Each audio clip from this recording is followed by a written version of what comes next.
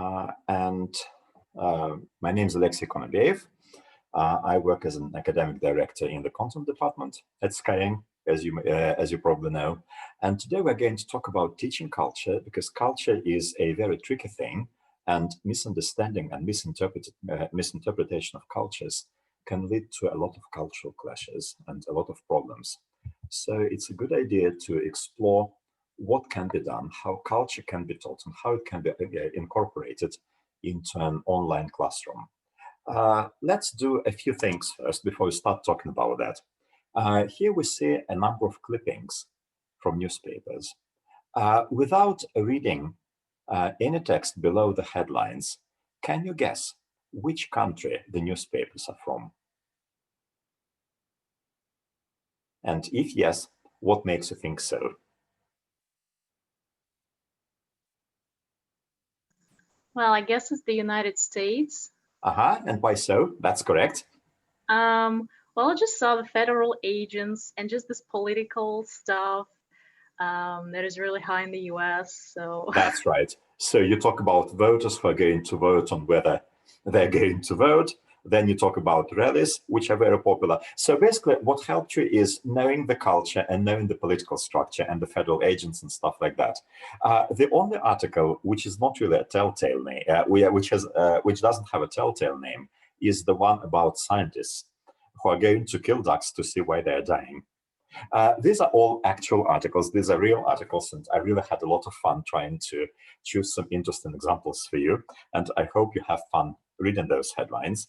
But you see that even the phrasing of the headlines and all those words which are related to the country's realia, all those things which you see in the life, can tell you which country it is from if you know it.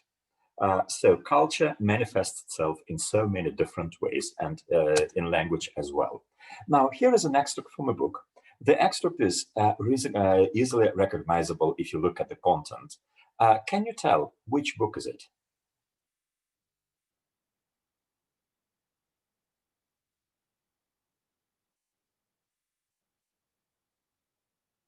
Now, I can give you a hint. This is the book which has the largest number of copies printed in the history of mankind. The Bible? Yes, it's the Bible, but it looks very unusual, because this is the so-called Ebony Bible. It is written in Ebonics, a language of a one minority, or probably not such, not really a minority in the United States, and you see that there are websites and books are translated into this dialect. Now, if you look at this, this not only looks unusual, but I know a lot of people who will at least raise their eyebrows if they look at this, because they will wonder what this is, whether text should be changed or not. It's very much like you see the discussion in so many countries, like, for example, in Catholic countries, there is an ongoing discussion whether the prayers should still be said in Latin or whether they should be in the native language of those countries. A very similar situation happens in Russia, when you need to think of, when some people think whether the church services should be held in Church Slavonic language or whether they should be in contemporary Russian, and so on. But this is another feature of the culture. So it manifests in different dialects as well. And here are a few things which I hope you can tell me the meaning of. Like, for example, all these words mean one and the same thing. Those are dialect words, like Murphys, cheetahs, spuds, taters, and tatties. What are they? Can you give me the regular word for them? If not, that's okay, because I'm going to tell you later on. A spud is a potato. Yeah, that's right. These are all different regional words for potatoes. Potato. Yeah, they're potatoes. Next one. My English teacher was pulling my leg when she said that I didn't pass my final exam. What did she do? She was joking. Yeah, she was joking. That's a far more common expression than all those cheetahs and Murphys. Murphys is an Irish word as far as I know. Next one. Doreen retired to Victoria, British Columbia after 35 boring years of a paper pusher at a large factory office. So what did she do? What did she work as? Was she a secretary, a paper pusher? Okay, probably a secretary. And the last one. Isn't it a pencil pusher? There are different expressions. A paper push is a pretty common one. Next one. He's at Her Majesty's pleasure now. What is he doing? Or what is Her Majesty doing with him? Any ideas? No, that's not a Serving the queen. Serving the queen? Not quite, but I'm going to tell you. Meeting the queen, they are like meeting. Meeting. Yeah. No, they're not in a meeting. No? Nothing intimate either. So don't be misled by the word pleasure. So he would only be called when the queen invites him. Or well, the funny thing is that this is a very British expression. So he's at Her Majesty's pleasure now means he is in prison doing a term. And she can do as she pleases with him. And that's something which is not easily understandable. But that's another cultural thing. So if you come from a different country, you will probably not be able to decipher what it means, to deduce the meaning. And she was a paper pusher means that she was working with blanks and forms, whether as a secretary or whether as a clerk, whatever. But at least you can understand that she was working with paper. So these are all cultural things. And another thing, this was the slide that I posted on Slack. And many people correctly wrote that these colors, the names of these colors are royal blue and navy blue. That's why they're deeply rooted in the culture, because that's part of the naval uniform and part of the traditional color associated with royalty. Here are two more other blue colors. These ones, they're also called blue, but they also have some additional words to their names. Can you tell what blues these are? well, that's baby blue, the lighter Baby one. blue on the left, that's right. Yeah, and I don't know. That still looks like navy blue. Royal? No, not royal blue. Well, it does look similar, but blue. I'm not very good at telling shades apart. But this is supposed to be Oxford blue, so that's another British thing. But in fact, if you look at the blue palette, you will see lots and lots and lots of words like sky blue and all sorts of things. And the funny thing is that in Russian, for example, we would call baby blue. It wouldn't have a name associated with babies. We would just say голубой, which is a separate color according to the Russian language. But apparently in English, it's still blue. It's just a shade of blue, which is technically correct. So these things also are also rooted in culture. So they can have different names, and they can be even considered to be two distinctly separate colors. It's very much like when men try to tell the difference between fuchsia and pink. So let's take a look at some cases where a problem rose because of the cultural things. So the first thing is this. This is a real story. An American businessman who was a top manager of his company flies over to China to have negotiations with his business partners. The CEO of the Chinese company is a lady. So the American businessman tries to be polite. He greets her and shakes her hand. Then they proceed to the table. It was supposed to be some sort of business lunch, I suppose. And he holds her elbow, like, sort of steering her towards the table, and moves the chair for her so that it would be comfortable for her to sit down. Then he passes around the business cards, his business cards, to everybody who is at the table, collects their cards, and puts all of those cards into his pocket. And in the end of the business lunch, but before the business lunch is over, he excuses himself, leaves the table, and calls his boss to report of successful negotiations. However, the deal is really in grave danger now. Why is the deal endangered? Well, This I'm is sure nothing of to do with one language. thing. The business cards, and not only in China but in Asia in general, it's considered impolite to just collect the cards and just put them in your pocket without looking at them. And you also have to give your card and take your partner's card with both hands as a sign of respect. So that's one thing. And I Okay. think, Yep. yeah. They have this in China. Elbow. Yeah, I'm not sure about shaking the hand, because I guess right now in Asia it's a common practice as well. So maybe that's okay. Okay, any other ideas? Now, talking about the cards. The story about the cards is a distractor here, because it is in Korea that you have to accept things, take things with both hands, and read the cards. The Chinese don't care about this. So you were correct, but this is a distractor. It doesn't work in China like that. You were right about holding the elbow. Now, here, the man made several cultural faux pas. So all those false steps. First of all, you are not supposed to touch at least a high-standing lady. And he touched her by the elbow, even though he was trying to be helpful.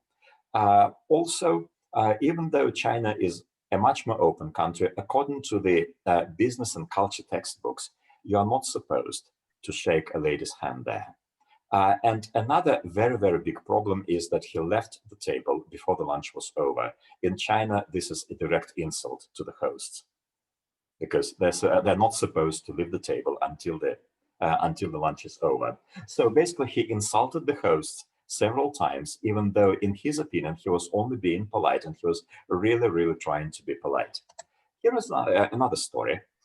Now, in Greece, a waiter asks the guest how he liked his meal. And the guest, who doesn't speak Greek, he says, "Oh, I liked it. It was okay." But the waiter is really offended. Why do you think the waiter is offended? I think in Greece it's impolite to show hand gestures. Yes, certain hand gestures. Like, for example, this sign, the like sign, is very, very offensive in some cultures, because in Greece and in Turkey, it means that somebody wants to have sex with you in a very rude way. And this gesture in some countries is also very, very offensive. Not only in Greece, by the way, but it is also, so it does not mean okay there, even though waiters normally understand these things. In some countries, it means zero. And in some countries, it means I'm going to kill you, as far as I know. So one has to be really careful with gesturing when you travel abroad. And one more thing. Now, this is something I was told in Grozny, the capital of Chechen Republic. Now, that's what happened there. A publishing house organized a big workshop there. So a lot of teachers came from all over Chechnya. The lecturer was a lady. So she came there because it was a hot summer day. So she came there wearing a blouse with short sleeves, and she was dressed in trousers as well. So in the first break, all the listeners just quit the workshop, and they never came back, even though the workshop was meant to last for much longer, for two lessons longer. Why did they leave the workshop? Perhaps because of the dressing, it wasn't appropriate for their culture. Yeah, precisely. Women there are not supposed to wear their arms, and they're not supposed to wear trousers. Once I needed to go. I went there for a talk with the president of a teacher training institute, and then she wanted me to meet the president of a university, which was just across the street. And she said, "I must apologize, but I will not be able to take you there personally. I will ask my assistant to do that, because I'm not wearing a headdress today, and they will look down on me if I enter their university without wearing a headdress. That would be a shame." So even though this is a part of Russia, they have some of their very, very own traditions, no matter how high the position of a person is. So these are all cultural things. But the problem is there any way of teaching this culture to students? What kind of culture do we need to teach them? How can we teach this culture without making the students feel uncomfortable? Because there are a lot of students who come from the same region who will say that, for example, it was the lecturer who insulted the listeners. And this is going to be their take of it. Like, for example, I had a friend, I was spending a year in the USA at a university teaching there. And I had a friend from Azerbaijan with whom we shared the flat because that was cheaper. And he went to California to visit somebody who had left his country a long time ago. She now had her own family in the USA. And when he came back, he was so shocked. He told me that, can you believe this? They have a teenage girl, a teenage daughter, and while the family was at table, she gets a phone call, and then she excuses herself and says, "Oh, my boyfriend is going to pick me up, so I must leave the house because we are going to the movies." And he said it was so offensive because, first of all, she openly tells that she has a boyfriend, and then she leaves the dinner table and the house without asking for permission. So I had to explain to him that it was a different country, different traditions, and the girl had grown up in the USA. So what she did was perfectly normal and was perfectly okay. And the guy was really shocked by these things. So when it comes to culture and cross-cultural communication, culture is not just the high culture like the arts, the ballet, and music, but it rather means a way of life, all sorts of customs, view of the world, and the ideas of what is right and wrong. And that's something we are going to talk about today. And if you come across an unexpected or unknown aspects of a foreign culture, they can cause culture bump or even a culture shock. And while culture shock is a very widely used term, culture bump is not so widely used, so we'll talk about that in a second. So what is perceived as normal and desired by a person from one culture can be seen as abnormal and undesirable by a person from a different culture. And therefore, a lot of success in communication is rooted in understanding those cultural conventions and deciding when you need to adhere to them and when you need to be aware of them, but decide to stick to your own culture. And if you have some set ideas about other cultures, the stereotypes, they sometimes can have a positive effect because sometimes a stereotype is right. It's not necessarily bad. There are a lot of positive stereotypes. Like, for example, when you think of British people, in Russia, we have the stereotypes of British people as what? Gentlemen, usually. Even though if you look at British football fans, they don't seem to be very gentlemanly. Or, for example, so this is a very positive stereotype, which can really help in business negotiations and everything. So stereotypes, if applied correctly, can be a very, very helpful thing. So let's take a look at some of the techniques of teaching culture. First of all, we need to raise cultural awareness in our students, and we can use pictures, like, for example, ads from a particular country that can be culturally charged. I'm going to show you a different kind of picture, which provides a great basis for discussion. Then we can analyze videos for people's behavior. I quite like comedies, and I'm going to show you the beginning of some very old comedy. It's back from 1970s. Moreover, it would never be shown on British TV today, and you will understand why when you watch those 3 minutes of the comedy. But it's a brilliant thing to observe cultural behavior and cultural stereotypes, and then proceeding to discuss whether they're good or whether they're not good. Then we can ask students to match the cultural features and the country. We can use culture quizzes. I will show you an example. We can discuss what cultural features may make you feel uncomfortable. And then finally, we'll take a look at some of the case studies. We have already started using those case studies when I'm talking about Greece and about China and American businessmen. And an outcome of all these activities can look like this. Like, for example, you can ask your students to create a checklist or a guide for international travel or for meeting international partners. So basically, this can be used not only for business English, but also for teaching general English as well. So let's take a look at the next picture. It will be very easy to tell which the culture, which country it represents, because the name of the country is there. But you can use just the separate symbols. I would normally ask students to explain those culture symbols. Why are they there? This is France. So can you explain all those symbols? Why are they associated with France? Well, we're not going to talk about all of them. But for example, what is so particularly French about the bike? I associate bike with Netherlands, actually, not with France at all. Yeah, we can have different associations. This picture was made by the British, so it's their association. Any other ideas? What about the bunch of purple flowers? Well, you would imagine a street in France, and then you've got the baguette and the cheese and the macaroons. Yeah, that's right. And the flowers are lavender, and France is famous for its perfume industry and huge fields of lavender, things like that. Then there's a French poodle, a musketeer, stuff like that. Now, if you look at the British cultural symbols, this is a rather more unusual picture than what you would normally see. But you see the rain, you see football, you see tea, you see Scottish bagpipes, you see a castle, you see a gentleman's suit, and you also see sheep. So it's probably related more to Scotland or Wales than England. But then again, there are some counties in England which are famous for sheep farming. Now, if you look at the Russian symbols, this is a little bit more difficult, and this is slightly different. Do you have any symbols here which can be interpreted as positive in one culture and negative in a different culture? Yes. Or probably absolutely negative. Weapon, yes, for example. Weapons. In Russia, patriots see weapon as a power, and power in many Asian countries, and as we are a part Asian culture, power looks very good. Yes, so weapon equals power equals good. But in Western societies, weapons see as aggressive gesture, like showing weapons. So that's negative. Okay.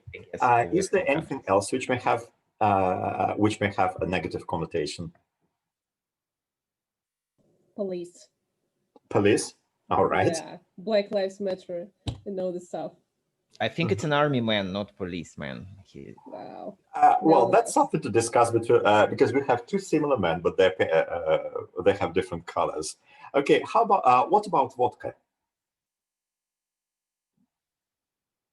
Well, it's nothing bad about it. It's like a native product, like a drink. Yeah, it's bad for your health and it leads to alcoholism. But in general, it's like macaroons or wine or baguette. Oh, okay, just imagine that this picture is shown to somebody from an Arabic culture. Yeah. Would they think that there's nothing bad? Because we are talking about some symbols which seem to be okay to us, but they can be interpreted as something very negative. And what about the bear? Is this a positive symbol or is this a negative symbol? The bear looks positive. This represents the wildlife. Okay. Now, one of the explanations I've read one time, and I don't know whether it's correct or not. But the thing is that if you look at the bear in Russian culture, bear is definitely a very positive symbol, because if you read a Russian fairy tale, the bear is one of the positive characters. He is wise, he is a bit lazy, but he is usually kind, and he often helps the main character, or at least he helps to drive some danger away, because he is more dangerous for other dangers, like smaller dangers like wolves and foxes. But somebody told me, or rather I read somewhere, that, for example, in the USA, a bear is a much more controversial symbol, because Americans often think about grizzly bears, who are famous for their aggressive behavior, aggressive and unexpected. I don't know whether it's true, but in one of the articles, it was claimed that bears can be perceived as something unexpected and prone to aggression by Americans. I don't know how true it is. Very much like if you look at American bald eagle, bold is a good word in the USA. It's brave and so on. While in Russia, it does not have a particular good connotation. It's rather a neutral symbol, so something like that. Right, so we can ask students to take a look at these pictures, and there are plenty of such pictures, like free vector graphics, which you can use for even for commercial purposes. So it's easy to select these things and ask about associations and try to compare these things. If you're teaching an intercultural group, another interesting technique is to ask them to build an association chain. Because, for example, if you ask Russians what they associate with winter, they would normally talk about snow, cold weather, and so on. If you ask somebody from Britain what they associate with winter, snow is not normally on the top in the top positions of winter associations. Very much so when you talk about pensioners, because in Russia, a pensioner is an old lady who has nothing better to do than to take care of grandchildren and so on, although the stereotype is changing slowly. While in some countries, a pensioner is somebody who is finally free to enjoy life. So that can be different. Okay, so what we can do is we can analyze videos for behavior and stereotypes. And if you don't mind, I'd like to show you about 4 minutes from a comedy, a British comedy, which was made in 1970s. It's called Mind Your Language. And the reason why I chose it is because it is about a language teacher who is teaching international students, adult learners. Does any of you know this comedy? Yes, I have. Okay. So yeah, I watched a few clips before. All right. Excellent. Then I hope you don't mind watching one more clip. And what I'd like you to do is, while you're watching that, could you please, after watching, tell about what cultural stereotypes are used there? Okay?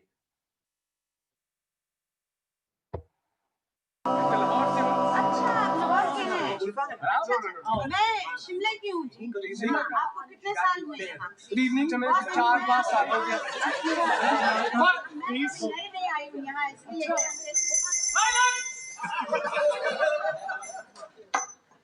Well, I'm pleased to meet you all. We are also pleased to be meeting you. I am brown. Oh, no. You are committing a mistake. A mistake? Yes, please. You are not brown. We are brown. You are white. My name is Brown. I am your teacher. Ah, you professori! Yes. I was thinking you student. Please.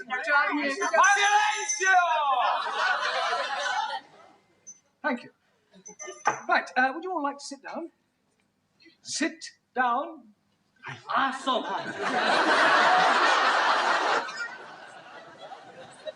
Right, I'll just take a note of all your names, nationalities, and occupations. Right?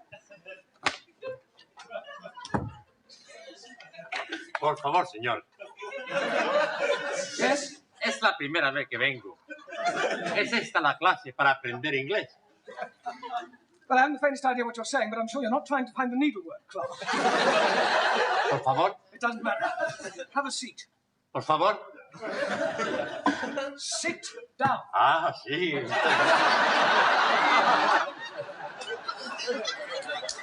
No, not there. Por favor. There. Ah, sí. Right, I'll just go around the class and take your names. Yes? Ah, yes. What is your name? Maximilian Andrea Archimedes Papandreou. I think I'll just put you down as Max. Take it you're Greek? He is right, from Athens. Good. And what is your job? I walk with sheeps. You walk with sheep. You're a shepherd, you work on a farm? No, not far. But you just said you work with sheep. No. Sheeps. Big sheeps.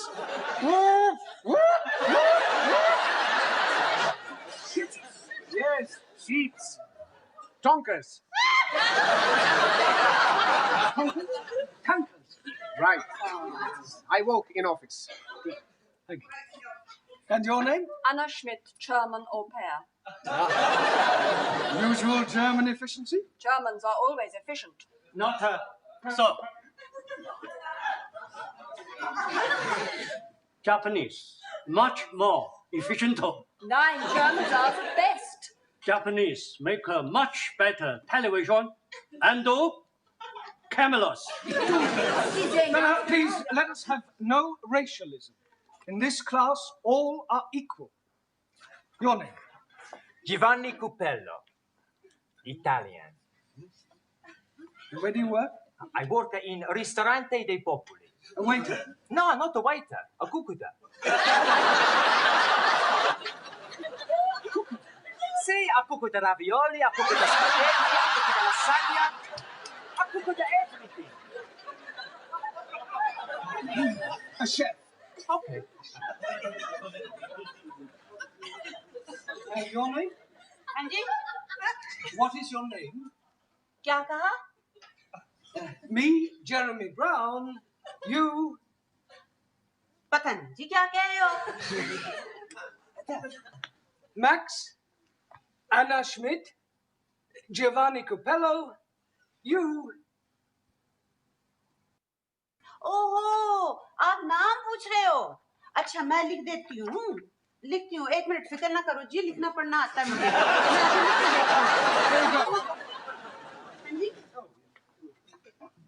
अच्छा Yes, yes. Write your name down. Good, good.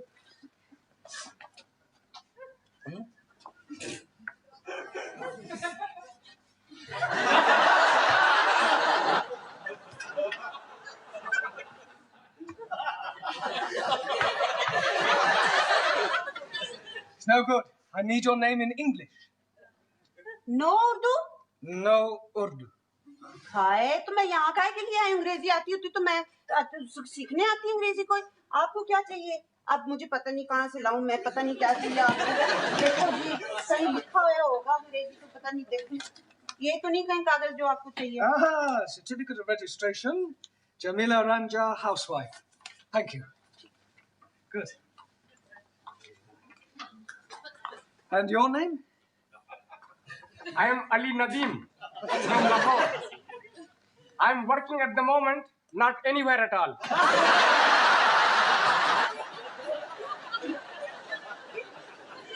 You're unemployed. Yes, please. Only 1 day a week I'm working. What do you do then? I'm going to the unemployment exchange for to be collecting my money. Oh, blimey. I get more money for not being working than when I'm working. Yes, but before you discovered this secret of eternal wealth, what did you do? Blimey, I worked at the Taj Mahal. In Delhi? Oh no, Patani. Taj Mahal Tandoori restaurant. Jallikut chapati and papadam. Okay, we'll probably stop the video here because you get the idea and you've seen lots of cultural stereotypes which were used here. So I think you will agree with me when I say that this is not a video that would probably be shown on on contemporary British TV. But what kind of cultural stereotypes did you notice there? There were lots of them every second. Well, yeah, it's a very big list. Like, where to begin? Okay, well, let me change my question. Which stereotypes would make the TV broadcasters abstain from showing this video now? What would make it impossible to show now? Perhaps the comparison of the nationalities with the Japanese and the German. Okay. What else would a lot of people find offensive now? Well, I guess that Indian lady, because she looks like a typical housewife and she's like uneducated and she's just neat and she can't even write her or say her name in English. So probably feminists would find it very offensive. Okay, feminists would find it very offensive. What about the jobs? Do the people from different countries stereotyped in their jobs as well? Like, for example, if that's an Italian guy who works in a restaurant or something like that. Now, for those who have not seen this series, this is a brilliant series, the way I see it. They all of them learn to communicate with each other. They learn English, so it's really fun to watch. And they go through a lot of adventures together. And on the whole, this is a very, very nice series. Another thing that you could watch is another British comic duo, Two Ronnies, which used to be very popular in the UK in 1970s and 1980s. And after our webinar, I'm going to upload the presentation. So if you follow the links, you will be able to watch an episode about an Arabic guy who comes to a British shop and who tries to buy something, but his English is really poor. And you see how the British shop owner is at first rather rude to him, but then when he sees the money, he changes his attitude totally. So there are a few rather negative stereotypes in that episode, but that's still quite funny. So that's something that we can use with our students to make them aware of different cultural stereotypes and cultural differences as well, because you can always ask them whether what they've been shown is really correct or whether it's not so. Here are some countries. The next type of task is when you ask students, match the country and the customs from those countries. All of these customs are based on the Women's Day, even though Women's Day or Mother's Day happens on different dates in those countries, not necessarily like in Russia when it happens on the 8th of March. I'd like you to read these things and try to guess which custom belongs to which country. Like, for example, in this country, women on this day do not allow men to join them the whole day.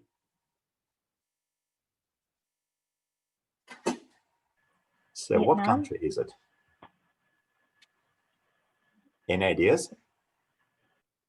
Italy. Vietnam, maybe? Maybe Italy or Vietnam. Okay, I'm going to give you the answers, but we have at least two versions. All right, now in this country, this day is called Dolls Day or Peach Day, and girls dress up their dolls and make an exhibition of them. Japan. Japan, that's right. You're correct. Okay, and here women pour water on men on Women's Day.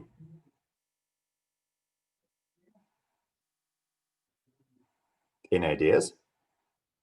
Okay, let's take a look at the next one. In this country, women have a day off and men work on this day. And in the evening, men give their women something which is called a fidelity pumpkin, a pumpkin of fidelity, into which it is carved into beautiful pictures and beautiful sculptures. And in it, they put a small phoenix bird, a figurine, some grapes, some spicy pork, some watermelon pieces, and fried pickled tomatoes. What country do you think this is? It's China. It's a set of things which is like China. Okay, it looks Chinese. Now, here are the answers. So in Italy, women keep their own company. They don't. They keep men away. In Japan, girls make an exhibition of dolls. This is Girls' Day. In Greece, women pour water on men. I was half expecting some of you to say Thailand, but Thailand has this custom, but only for Thai New Year. And in China, they have fidelity pumpkins with all those wonderful dishes inside. Okay, you can also ask your students to do a culture quiz. There is no need to put together such a quiz yourselves. You can use a ready-made one, but this quiz, unlike the regular quizzes, should focus not on the geography and political system and money or something, but rather on those things that people would or would not do every day. Let's take a look at one of such quizzes. It's a quick one, so it shouldn't take too long. Just a moment, and let's try to see the. Let's try to answer the questions. Just a second. Let me start it. Okay. There are a lot of rubbish quizzes, frankly speaking, on the internet. So it took me a while to find this quiz, but this gives you a pretty good idea what a cultural quiz may look like in comparison with a country studies quiz, for example. Like, for example, this one, the easiest, politest, and most English way to start a conversation with someone you don't know is to do what? Talk about the weather, say, hi, my name is this, how do you do? Recommend a good fish and chip takeaway place, or nod and smile and hope they come over. Talk about the weather. Talk about the weather. Okay, let's check. Yes, you are right. Okay, let's take a look at the next question. So as I said, there are only 10 questions, so we can do it very quickly. The correct response to how do you do is, which one is it? How do you do? How do you do, of course.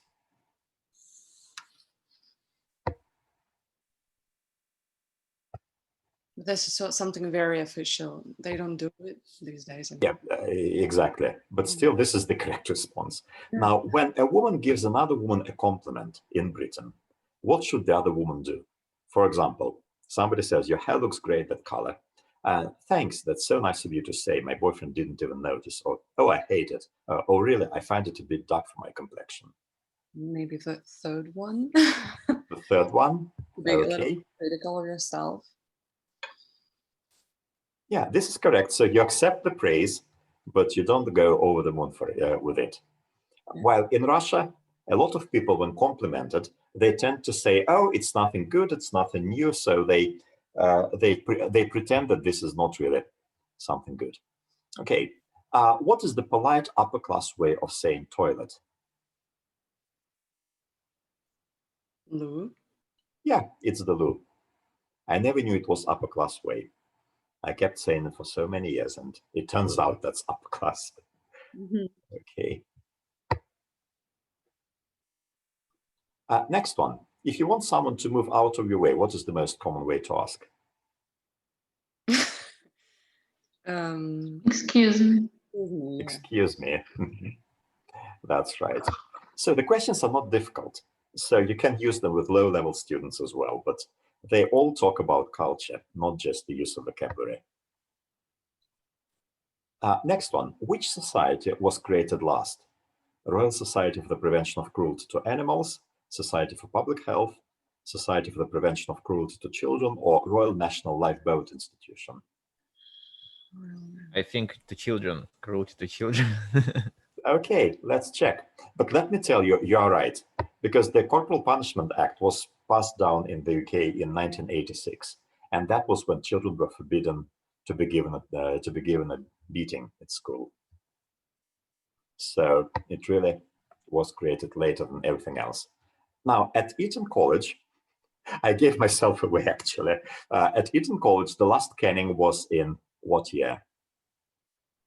So yeah, 62. 62, okay, I think so. No, it was in 84. So they kept beating their students until 1984. And who is not legally allowed to eat swans?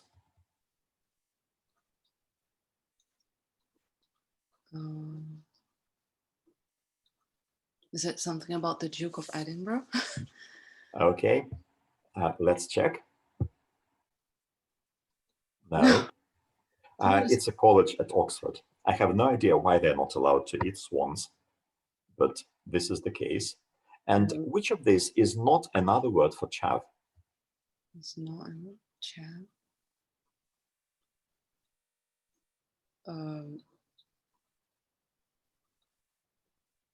If you know all the other words, I would congratulate you. I don't.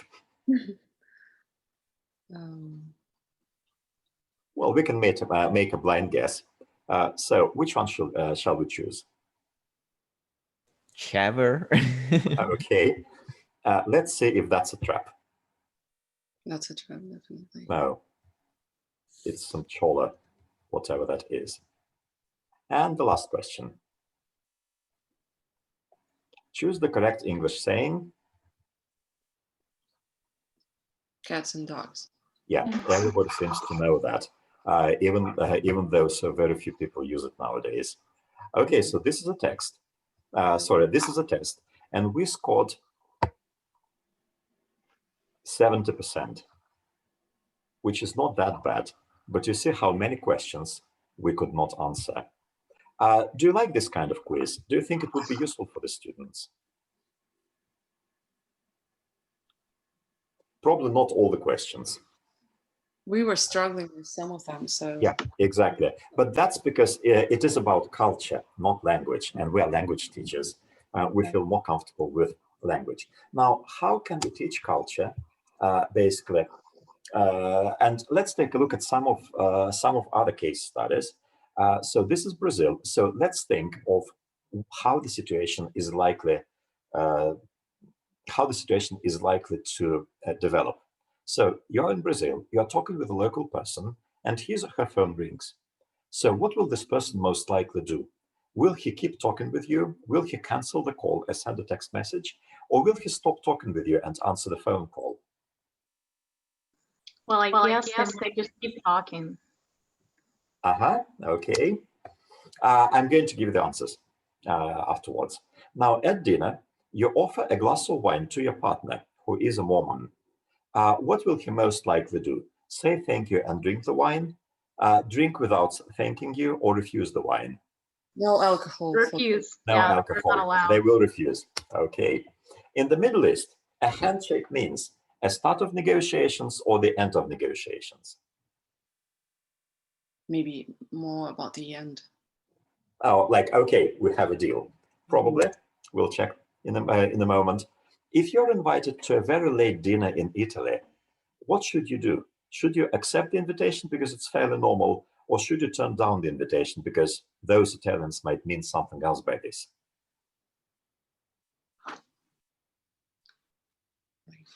And when we say late, we're talking about 10 p.m. or something.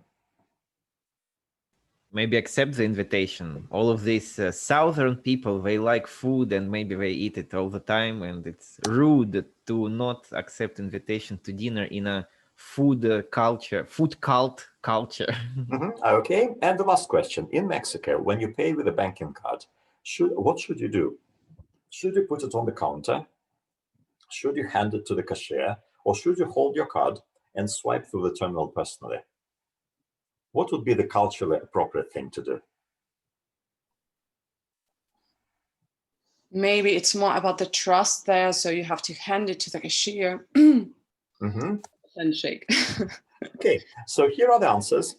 In Brazil, if somebody receives a phone call, they will most likely stop talking with you and start chatting on the phone, because it is rude not to answer. In their country, it's rude not to answer when somebody phones you. A moment will refuse the wine, as you said correctly.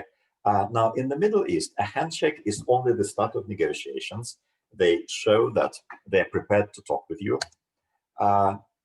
In Italy, late dinners are absolutely a normal thing. So a dinner at 10 p.m. is okay, even if you're on a diet. And in Mexico, you should hand the banking card to the cashier. If you put it on the counter, it will be the equivalent of throwing the card or throwing the money in the cashier's face. It is very rude. And if you hold on to it and swipe through the terminal personally, this may also look very weird, as if you don't trust anyone, something like that. And when we call about culture bump and culture shock, sometimes you may feel uncomfortable when you encounter foreign culture. And this situation is called culture bump, so it's for a single case. And if you get very stressed for a prolonged period of time, then it's called a culture shock. And funny enough, but when you move to a different country, you normally go through a few stages. The first stage is the honeymoon stage, as you probably know. You enjoy everything. Everything is so wonderfully different. It's so interesting. But then you move on to the next stage, which is frustration. You start being irritated by people reacting differently. You don't understand why they react to everyday things in such a different way. You start missing the food and everything. And frustration stage can last several months. Then you begin to adjust. You think, oh, I understand why they react so. It's probably okay. And finally, if you're lucky enough, you will accept the culture and become bicultural or polycultural. So what can we do to prevent those frustration stages, culture shock, and so on? One of the things is this.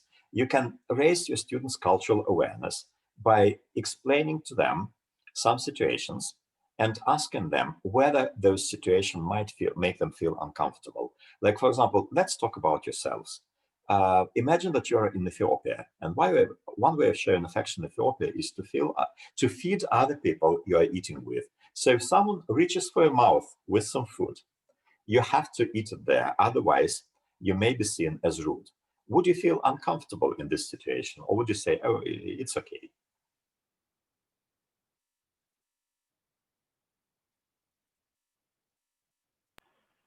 It definitely seems uncomfortable unless I know about the culture beforehand.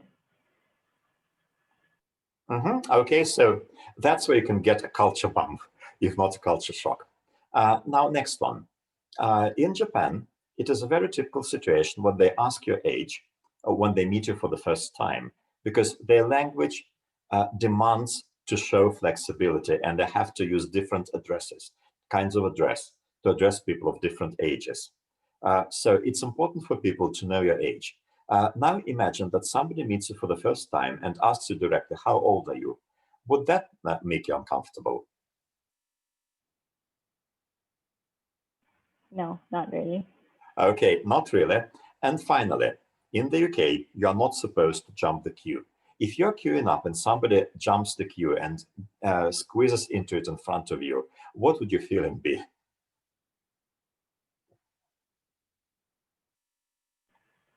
Quite furious, of course. Okay, and here's the most important thing, of course, because that's how you feel about that. What about somebody else? Is there anyone who would say, okay, I let it pass, they probably are very short of time. Not in Russia. Okay, so it would probably get quite a reaction in Russia as well. Although about 20 years ago, we had a lot of people who would occupy places in different queues and run from one queue to another if they thought that this queue was moving faster. I don't know if you remember that. I remember those things. They used to happen quite a lot. And the last time I saw this was back in 2009, I think. And those were two girls from Penza, I think, because we were flying together from Egypt, probably something like that. Okay, and now we come to the final question. How can we tell students how cultures can differ? Do we just describe and explain every single case as we come across it? Or is there some other way to classify these things? Well, actually, there is a way to classify those things. Cultures differ in priorities. Like, for example, there are cultures which are rules-oriented, and there are cultures which are oriented towards relationships. There are cultures in which individual is more important than the group, and vice versa. There are cultures which differ according to their involvement in work.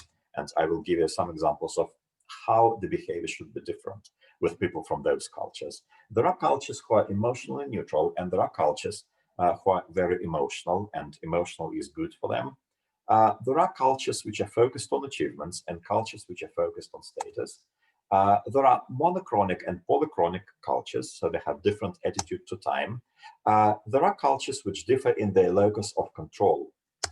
So let's take a look at some examples. Like, for example, in the rules-oriented country, the saying is, law is above all. What does it mean? It's important to demonstrate how actions relate to rules.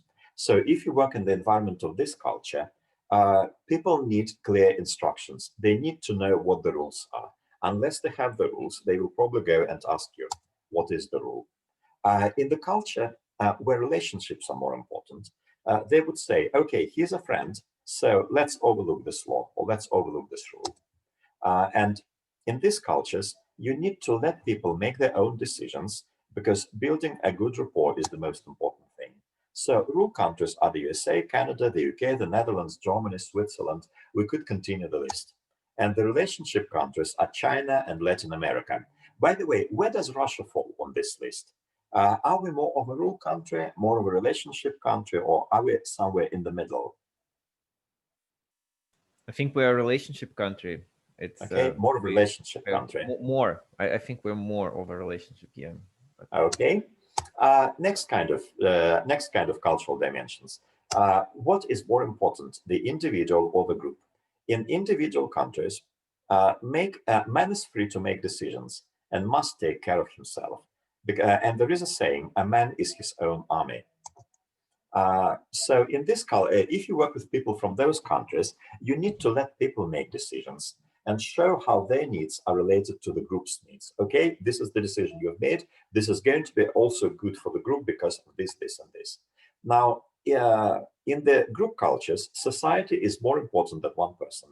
We have a Russian saying, "Один в поле не воин." One man cannot go to battle. We have to do things as a group. So in such working with such people, you need to emphasize the importance of rules and to consider what people need when you make decisions. So here are some more examples again. Individual cultures are the USA, Canada, and the UK, the westernmost countries from the Russian geographical perspective.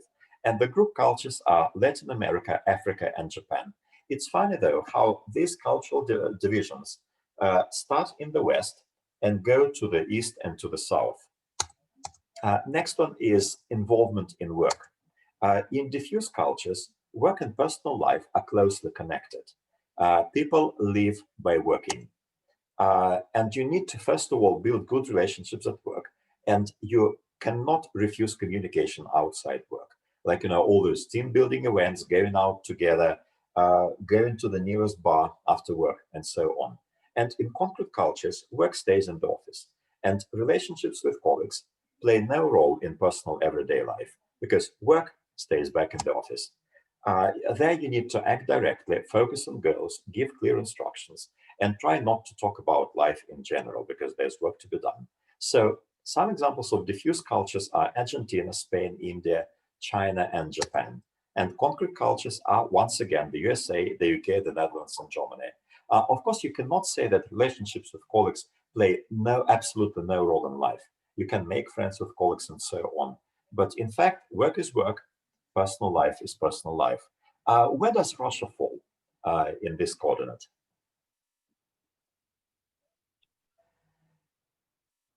Are we more of a diffuse culture where work permits everything?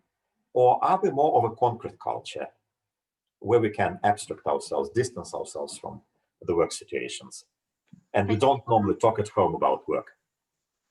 I think we're more of a concrete culture because it's not a must, it's not a necessity. If you have good relationships with your colleagues, you can extend your relationships outside of work, but it's not obligatory. Okay, but do you discuss work issues at home?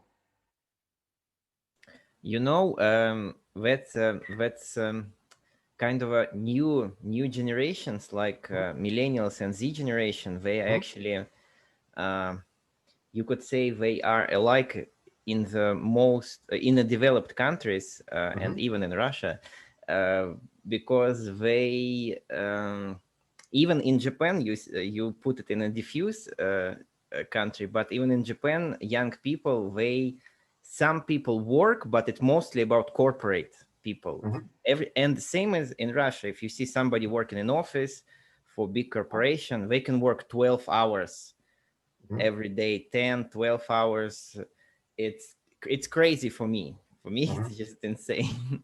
But people work like this. Same goes for people in Japan. They also work a lot. If they work in corporate, if they don't work in corporate, they work 8 hours. So I just know people from United States, from Japan, from China. Some people work a lot. A lot of people, they are like, it's fine. It's okay. Okay, so it's difficult to put a borderline here. It's difficult to put a country in this.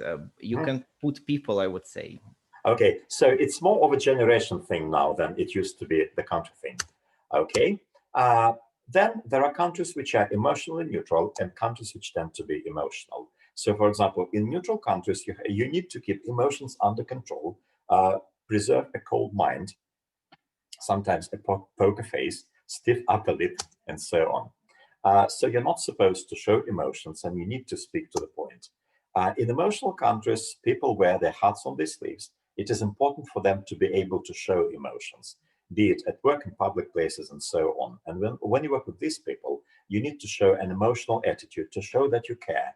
And you need to manage conflicts before they become personal, not unless, but before they become personal, to prevent them from becoming personal. So some neutral countries are the UK, Sweden, the Netherlands, Finland, and Germany, according to cultural anthropology. And this is exactly the branch of science that studies these things. And emotional countries are Italy, France, Spain, and Latin America. Once again, what about Russia? Are we more of a neutral country, or are we more of an emotional country? Or is it more of a generation thing? I think we're definitely emotional. Emotional. We need to see that colleagues care for our well-being, for how we spend the weekend and everything. And if the colleagues don't ask us questions, we would probably feel a little bit offended. Okay. So in my country, I noticed that it's still a mix of the both. So I'm talking about Pakistan. And so it's basically a mix of neutral and emotional. I see that the new generation, they wear their heart on their sleeve for sure. Okay, so it is becoming a generation thing in your country. That's really interesting to see how how cultures differ in different countries. Another cultural dimension is contrast between achievement and status. There are countries in which it does not matter what social status a person has. People look at his or her achievements. If there are good achievements, then that's great. This person will have a lot of prominence, no matter what the status is. It can be a low-level social status person, but if he does a lot, he will be respected. And when you work with people from such countries, you always need to acknowledge achievements. You need to show by example to achieve things yourself. And being called a boss will not bring you many benefits. And you call people by the job title only when necessary. While in status countries, position in the society determines your behavior. Like, for example, if you're a boss, you're supposed to come later than other people to a meeting. You are not supposed to come to be on first name terms. People are often called by the job title, like, for example, engineer Medisabal or something like that. You need to show respect to people no matter what they do. And you have to be very, very careful not to put somebody into an awkward situation, because this will not be forgiven. So the achievement-oriented countries are, again, the USA, Canada, Australia, Scandinavian countries, and the status countries are France. So France is different here, although it's a Western European country. You really need to think of what position a person occupies. Italy, Japan, Saudi Arabia. So that's basically Latin countries, Latin cultures, and Southern countries. What about Russia? Is Russia more of a status or an achievement country, or is something changing? And what about Pakistan, by the way? Well, again, it depends. I would say that it's more achievement-based. But I would say that achievement and status kind of go hand in hand. So it's a mix of the both. I really can't be direct with one part. Yeah. Okay. And anyone, how about Russia? Is Russia more of an achievement country now or more of a status country?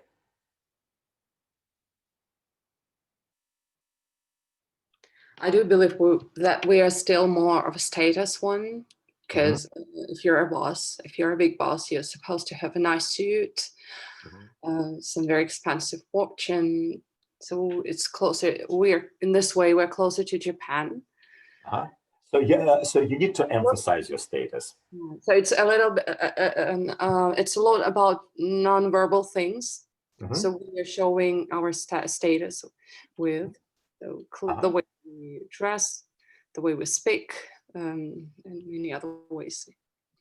Okay, thank you so much. And we have nearly exhausted this kind of classification. So please bear with me for a few minutes longer, and we'll take a look at some cases which really depend on these things.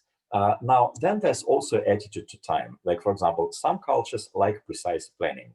Everything has to be done in its own order. You have a plan, time is money, you have to stick to the plan. And you have to be punctual and keep deadlines. In polychronic countries, you can do several things at the same time. And in the workplace, you also have a lot of things which you need to do simultaneously. And that's why plans are flexible. So, for example, if you're not finished by the deadline, you can extend the plan a little bit, and it is not perceived to be a huge problem. So you have to be flexible working with those people, but at the same time stress the importance of meeting deadlines. And monochronic cultures are Germany, the UK, the USA, and polychronic are once again Japan, Argentina, Mexico. In Russia, I have observed a mix of both things. So it is more of a corporate culture. But then again, attitude to time shows not only in work, but also at, for example, you are invited to somebody's place for lunch or for dinner. And you know that the lunch time is, for example, or dinner time is 7 p.m. So in monochronic cultures, people will turn up at the appointed time or a bit early, like 5 minutes early. In polychronic cultures, people may come later, and sometimes much later, and they will not see the problem there. Like, oh, okay, you said 7, now it's only 7:30. What's the problem? I'm here. I had other things to do on the way. That's why I'm late. I was unavoidably detained, something like that. And finally, locus of control. That means who is the key factor. Like, for example, if you have an inner locus of control, that means that you have power over circumstances and you bear the responsibility. So in these cultures, you let people set their own goals and learn and discuss if they're not happy with something. And if you have outer locus of control, you have the other saying, man proposes but God disposes. And that means that people tend to avoid conflicts and they wait for outside appraisal. It is not enough for them to know that they have done their work well. They need to be told, you're okay, you've done a good job. So for this, with these people, you need to provide them with resources give clear commands and appraisal, help to solve conflicts quickly and quietly, and keep to cheer people up to motivate them. And once again, here are some examples of different cultures. Apart from the things mentioned, cultural differences show in gestures, as you said, in interpersonal distance, how close you keep to these people, in loudness of conversation, like, some countries people speak louder than in other countries. In some countries, loud speaking is considered to be impolite, while in other countries people say, I'm an open guy, I'm honest, I've got nothing to hide, that's why I'm going to speak loudly. By formality in clothes, by attitude to touches, like, in some countries people keep touching each other, like, shaking hands, patting on the shoulder, giving a hug, giving a kiss on the cheek, while in other countries people don't touch each other. There are countries in which you are not supposed to touch certain parts, like, you're not, in Asian countries, in some Asian countries, you are never allowed to touch somebody's head, or even pass something over somebody's head, because head is considered to be a sacred part of the body. Attitude to the elderly, like, whether you are allowed to make jokes about elderly people, or whether you are not allowed to make jokes in elderly people. And in this way, for example, in Russia, you are not supposed to joke about the elderly people, while in the UK, this is okay. The attitude to gifts, whether gifts should be expensive or whether they should be just small souvenirs. Attitude to family, whether you should be interested in people's families and ask them about them, and people will be happy to tell them about their families, or whether people would just think like, why is he asking about the family? What has he got to do with it? And so on. And in communication, these features make up what is called communicative behavior. And when expectations and reality clash, we said that it may lead to culture shock, even if you speak the language like a native speaker. Let's take a look at some examples as to what shocked Brits about the USA and vice versa. Like, for example, this is what some Brits write on different web forums about the USA. They say, like, for example, everything is so much bigger there, or they have sales tax, and that's something which they don't have in Britain. They have a different kind of tax. Or as a Londoner, I had to learn to speak much more slowly as I got tired of being impatient about saying everything 3 times. And like, for example, if you're in Texas, people speak much slower there. But though again, there are some parts of the USA, like New York, where people speak much faster. Or, for example, this is one Brit said, I still find it hilarious when people refer to a 100-year-old building as historic. And holidays in the USA highlighted loneliness. I don't know if you would have the same attitude, but this is what a Brit thought. Like, for example, certain holidays never really meant anything to them. And this is what Americans say about the UK. Like, all the food is beige. The underground system is because they're hot all year round. You're about 12 times too much for England, too loud, too crass, and so on. The customer is not always right. The customer is so boring and being done a massive favor. And you can see a different treatment to service in different places in the USA and in the UK. Brits just don't ever complain. That's true. Brits tend to be very, very subtle about showing that they're not happy with something. Very often, other cultures take it as a hint, or just don't see the hint at all, and so on. We're not going to spend much more time because there are some other things. But if you're interested, you can read through the slides. And what I'd like you to do is this. By the way, if you're interested, there is a wonderful channel on YouTube, which is called Joel and Leah. There is a young guy and a girl who tell how the USA and the UK are different. They've traveled to the USA, so they often compare things. Like, for example, here are a few videos, like things that are normal in America but weird in the UK, and so on. And that's how cultural difference shows. So they really are 2 countries, sometimes divided by the common language. Sometimes you need to teach people and to teach your students to see a hidden meaning. Like in this example, like, for example, you ask your students, this is an example from a Russian textbook, but here you need to read several accommodation advertisements, like, rental advertisements, and you need to understand what the owner of this place who is going to rent it to you really means by this description. Like, for example, a separate flat within landlord's house set in a quiet, peaceful location. Little garden, friendly family, price negotiable, car essential. So car essential and a quiet, peaceful location are all very nice words, but it probably means that this is 10 miles away from civilization, something like that. So this kind of exercise also works because it is also rooted in culture. And for your lessons, to develop your lessons, you can use case studies. We have seen quite a number of case studies today. So here are some more things, and we're finishing in 2 minutes. Actually, here are some case studies. Here is what a Hungarian guy wrote about a German colleague. He said, "I think my German colleague is not good at English. I told him that I have a problem with my job. He did not help me. Somebody told me to ask him directly to help me to solve the problem. But I think he does not understand my question, or he is simply impolite." This case shows different attitude to locus of control. Like, if you need help, a man is his own army, but if you need help, you need to go and ask directly. This is the viewpoint of one culture. And in a different culture, they will say, okay, I've hinted, I've told that I have a problem. Why did he jump at helping me? Something like that. Or probably attitude towards time. This is how it can manifest itself in different culture clashes. We started a joint project with German, Austrian, and Croatian partners 1 year ago. The lead partner was a company from Germany, but the kickoff meeting was organized by us in Hungary. In advance, the German partner sent us an agenda in details, like greetings 5 minutes, 2 breaks, 2 by 10 minutes, presentations 15 minutes, question time 20 minutes, and so on. First, we thought it is only a framework, and it can be modified in case here there are not typos. I've just copied what other people wrote. So it can be modified in case of new ideas or new issues to be discussed. But I was surprised when the German colleague told me, it is not question time now. I wanted to ask something when he was presenting. Once again, this is the difference between monochronic and polychronic cultures. Time is money and plans are flexible.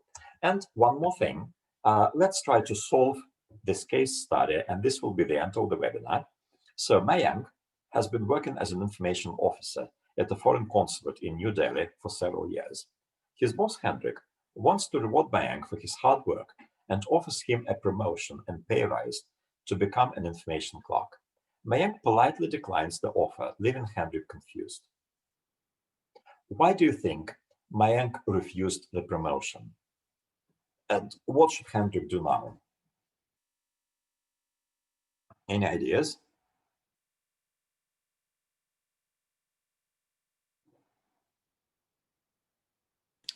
He's untouchable. He can't be promoted. Okay. Well, not untouchable. I mean, he's in some kind of a caste which is cannot be promoted, for example. Okay, that's an interesting idea. This is actually not the case, but the idea is interesting. Now, it is rooted in culture, but in a different way. Does anyone else have any other ideas?